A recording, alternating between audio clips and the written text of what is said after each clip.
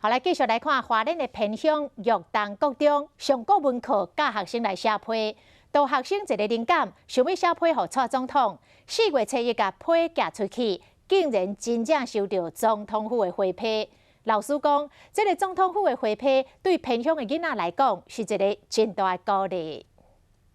提出批件，详细看点名写总统府公共事务所，收到来自总统府的批件后，这2位国中8年级生非常欢喜。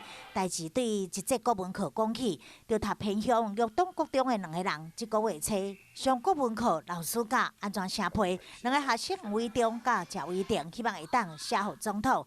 批中除了感谢总统，嘛询问防疫的状况。原本以为讲的是一封有去无回批，想袂到竟然收到总统府的回复。就觉得讶异，总统都会回，他那么忙，为什么他会回这样子？以为是别人寄的，然后就看信封前面是总统，我就很开心。